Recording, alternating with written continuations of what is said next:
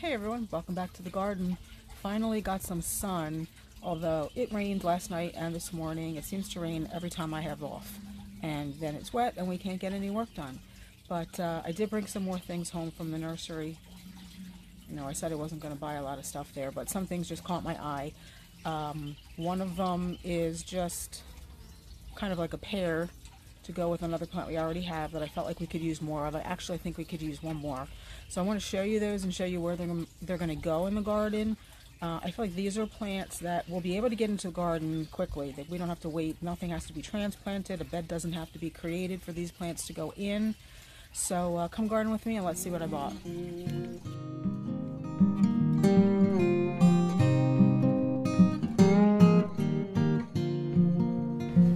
So this hydrangea, this gorgeous hydrangea, is one of the things that I came home with. This is just a Let's Dance Blue Jangles. I have another one here. It's not blooming yet, but I thought we could probably actually add two more because they're not that big in front of the Forever Goldies here because it's kind of bare. But I at least bought one. Ours is always pink, so I'm guessing once we get this in the ground, this one's going to turn pink too. I did put some soil acidifier on that one, so we'll see if that one blooms blue this year. I do see a little bud on it. But this is a small big leaf hydrangea, which I only have room for a small one here. Originally this is where the lime rickeys were, and obviously they got way too big for this space. The goldies were not getting enough sun, so this is a sun to part shade, 1 to 2 feet tall and wide, reblooming hydrangea, which is nice. It's a Proven Winners brand. So you can see this one. I think it's a 3-gallon, and it's almost, not quite, but almost the same size as this one, which we've had for several years. So I really do feel like we can put another one here. And then look at the gorgeous rose standard I came home with. I never thought I was going to be a rose person, or at least not more than the 3 that I have. It's quite windy out today, so I hope you can hear me. But this is a knockout rose. It's called Coral. Is that focusing? Coral knockout. So if it were not on a standard, it would be a 4x4, 4.5 by 4.5. Now I've had it for about I got it on Mother's Day, so that was Sunday. Today is Thursday, so some of the blooms are past their peak. I probably should deadhead it, but you can kind of see. Let me pull this one down so you can see. Look at that gorgeous color. It's so saturated. I absolutely love it. And it's got some new growth on here. So I'm really excited about that. At first I thought we were going to put it kind of where the Blue Jangles is, but it was a little bit crooked in the ground. Well, we haven't planted it yet, but I think it can go here and actually not interfere too much with the White Pillar Rose of Sharon there. I think that it will still get enough sun back there to fill in this space. So those are the 2 new things I bought so far. Obviously we still have a lot of other new things we have not gotten in the ground yet, but I think what I'd like to do is take you guys around and show you some of what's looking really good in the garden right now. Our lilacs have been blooming for about a week now, and it smells absolutely divine back here. We have 2 of them. Unfortunately, we can't enjoy sitting on the patio and smelling them because it has been just horrible weather this spring, which is quite disappointing. As you can see here, Creeping Veronica is in bloom. So pretty. Just a delicate flower, gorgeous, almost true blue color. Again, I love anything blue and purple. Something else I bought. I just bought this on Tuesday. Yeah, when I was at work. I've wanted lupins for a while. I wasn't sure where I was going to put them, and I saw this color and I was like, oh my gosh, it's gorgeous. I have to have it. It's called a West Country Salmon Star.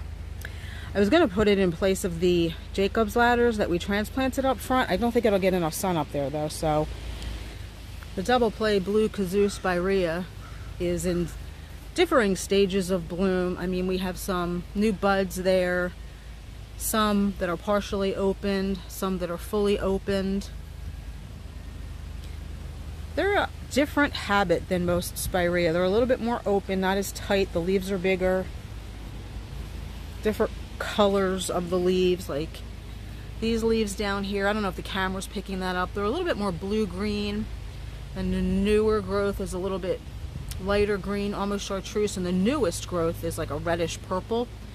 So they're a really neat spirea. Once these are done blooming, we'll cut them back because they're starting to shade out our poor gold cone juniper back there that's finally starting to put on new growth after years of just not looking good back there.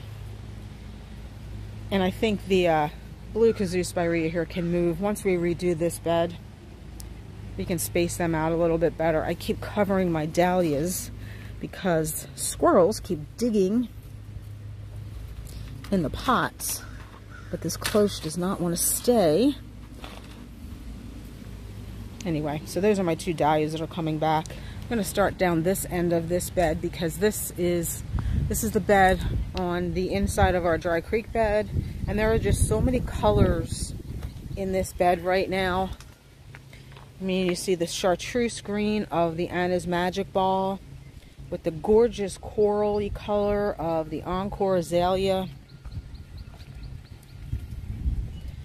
The beautiful purple of the Purple Sensation Allium, which unfortunately we only got one of this year. Kind of upset about that. I'm not sure what happened. They bloomed just fine last year. We even lost a couple this year. So I might have to plant some more in late fall, early winter of this year.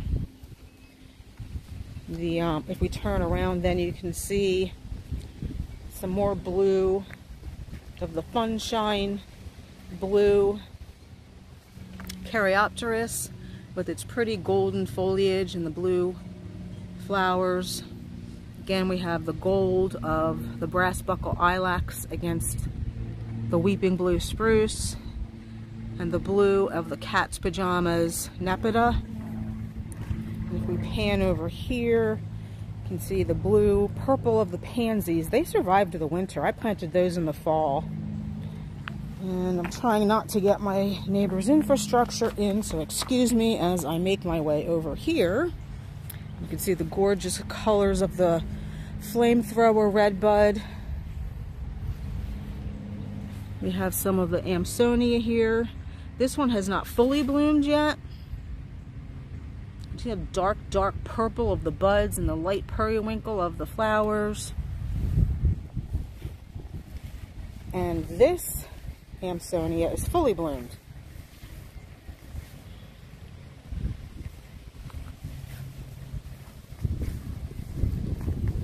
And some native irises down there looking pretty in purple.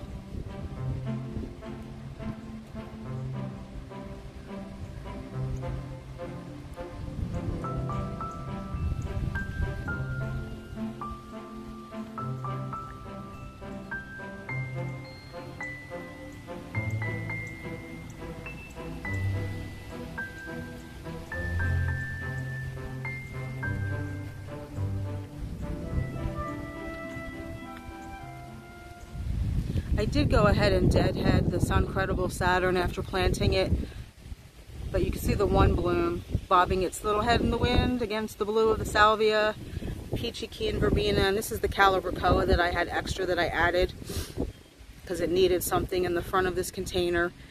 This is called, let me see, I do have the tag in there. That is called Super Bell's Dreamsicle. Hopefully that focused. So, really pretty container there. Candy corn spirea. It's getting its little pink blooms on. I would say probably in about a week this is going to be covered with pink, almost like fluorescent pink blooms. And you can see the gorgeous color of its new growth. They really hit this one out of the ballpark with the breeding of this candy corn spirea. It's absolutely incredible. The Midnight Sun Weigela is blooming, and it's actually starting to turn already. Just the last time I filmed this, maybe 2 weeks ago, it was all green. So you can see the green in there. That's what it looked like, but now you can see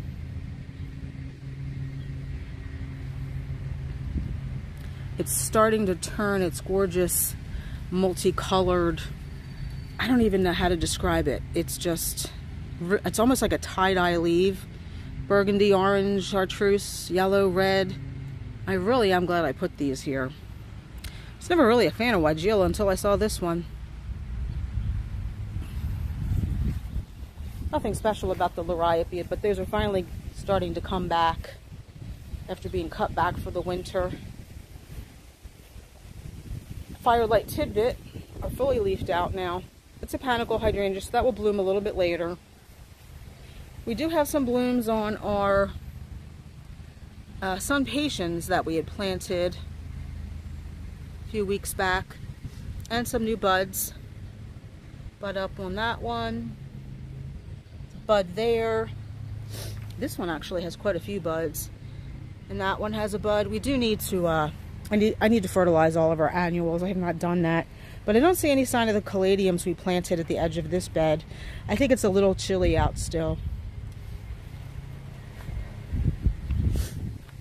So here's the Jacob's ladder. This is where I wanted to put the lupins. Not sure if we'll get enough sun for that, although this azalea is fully bloomed up, even though it doesn't get a lot of sun. And this poor thing, I think it got too wet this winter. It's just very, very stunted. We pulled the other two out of there ages ago because, as I had also mentioned about this bed in a previous video, this is the only one that stays consistently moist over at this edge. So that's why we put the Jacob's ladders there. But azaleas don't like that moisture. So that's why we pulled these two out. And they've really bounced back nicely. I think it's been about, I think this will be their 4th year over here. And even though this side bed is really dry, it's really challenging conditions, they seem to have bounced back nicely. Now we do have them on the soaker hose, but we haven't run it much this spring. Here's more of the beautiful peach sun patiens, and our sweet woodruff is doing well. Like I said, this is one of my favorite beds. Just all the gorgeous textures and colors.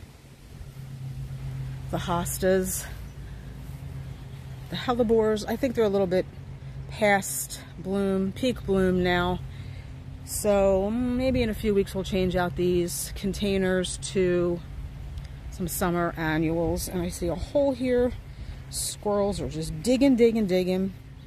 Lady's mantle has blooms ready to burst. I don't know what these two hostas are. I think these were another impulse random buy, probably at a big box store. But I just love the color on that one.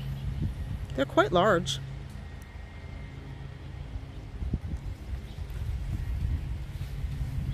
This is a behemoth. Might actually be a behemoth hosta. I don't know. I did not choose this one, but it is incredibly large. This one too.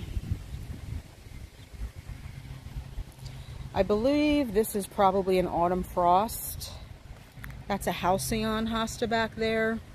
Another lady's mantle tucked back there. Another very large blue hosta.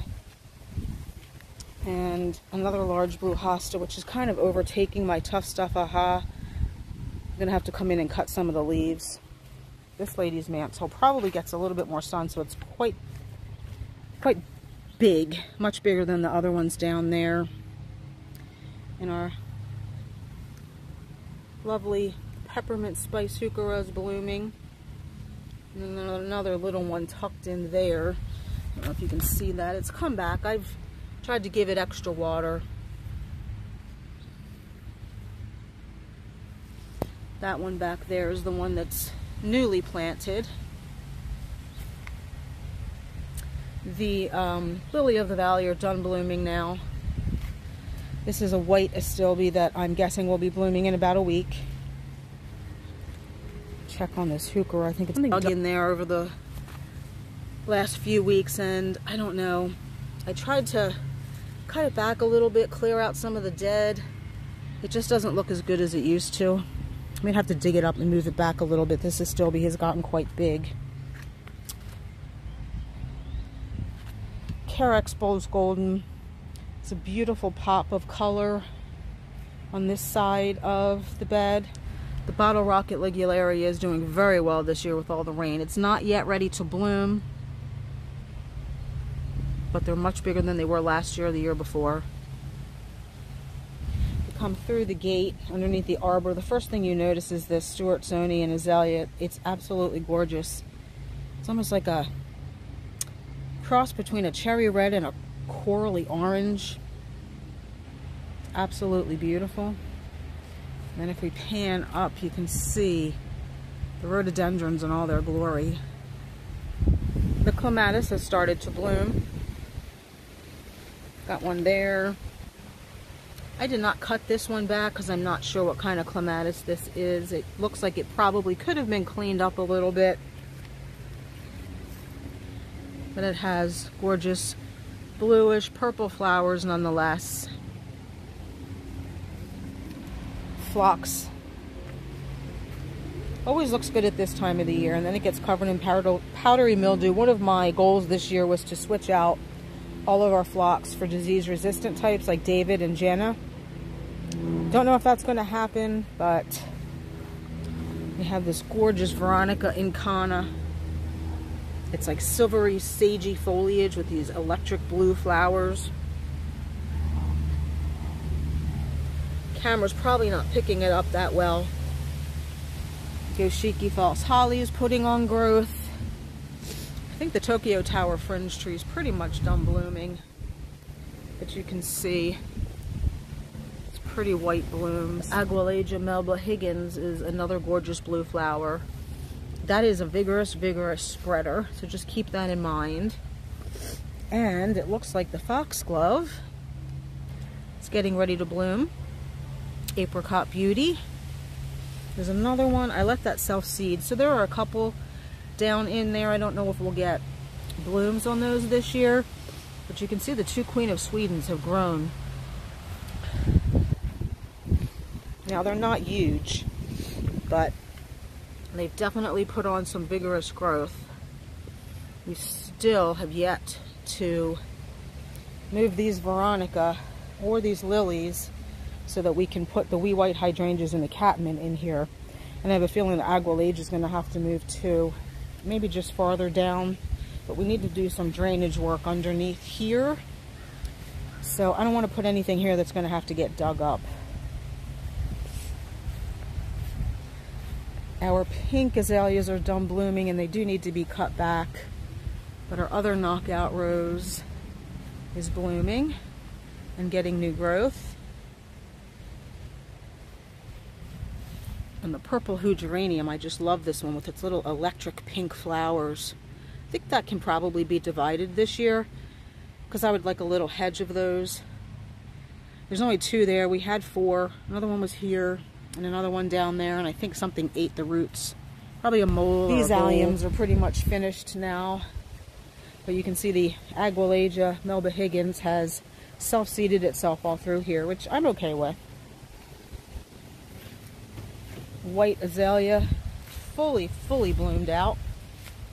Can't really even see much green on that one.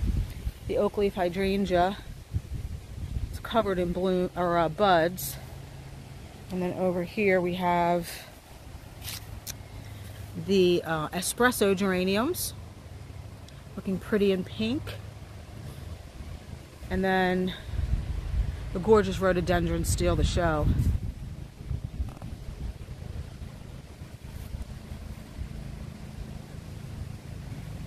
Just walk up here. They're in different stages of blooming. And then there's another one up here.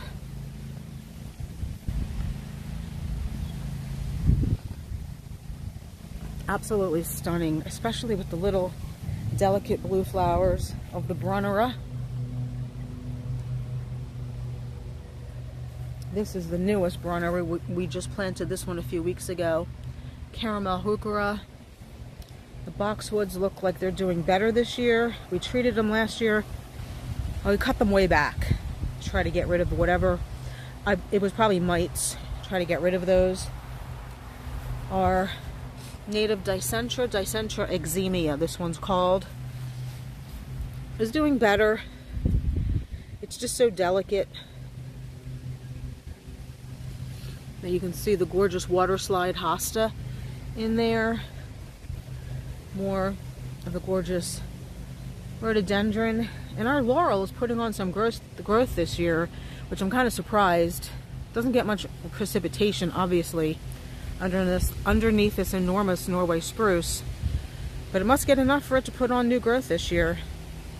The tough stuff, no. What is this? This is Endless Summer Twist and Shout in buds, covered.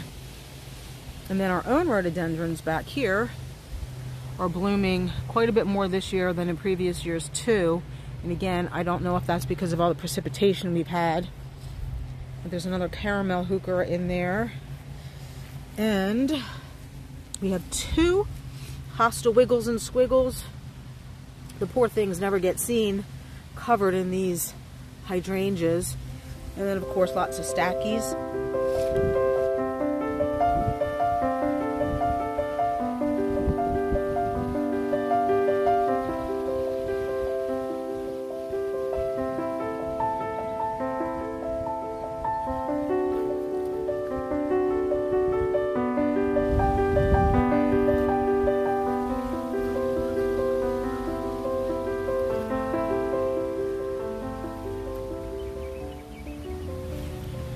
Let's check out the bed at the top of the property now. The Southern Comfort heuchera, they're kind of past their peak color now. I feel like my experience with these is they are more colorful in the spring when they're getting full sun. Then they kind of go, I don't know, more tawny in the summer. So it looks to me like they're headed out. The Blue Moon Phlox is pretty much done blooming. We still have one bloom. The Aurelia Sun King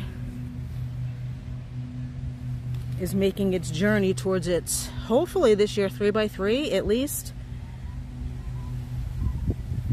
They haven't gotten too big for us. Gibraltar Azalea has bloomed. It's pretty much done now, putting on new growth. Here is the Timeless Night heuchera I planted just over the weekend, so hopefully you can hear me. Gosh, it is so windy today.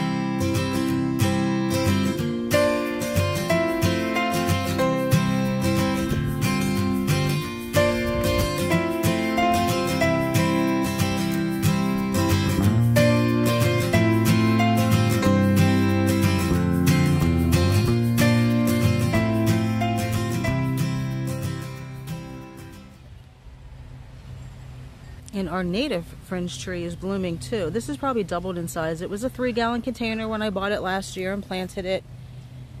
It's gotten quite big. It's probably doubled. And this year it's blooming. Did not bloom last year. I can't wait for this to get really big. I'm trying to think of a really good place to put it to show it off because I don't think I want to keep it here.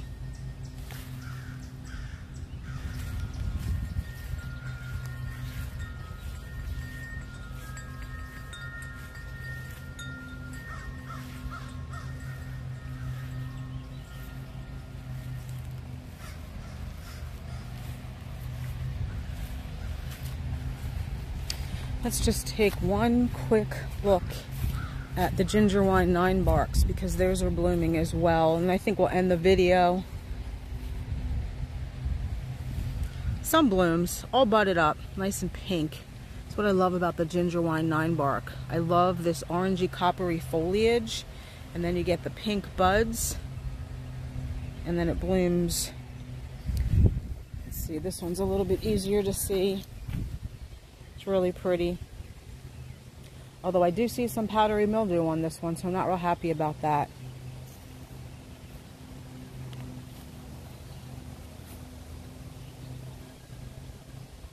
It's just nice to have a different color to see from the house up here than just green. Let's go back down this way. I don't want to show you too much of the rain garden up there. It's looking quite the wild mess at the moment. We can just revel in the beauty of these rhododendron and all the just different colors and textures over here. So I hope you enjoyed this video, guys. A little bit of an impromptu tour of what is looking good in the mid-May garden right now. We still have a lot of work to do, but everything's coming along. Thanks for watching, and we'll see you in the next one. Let's zoom in on the Coosa dogwood.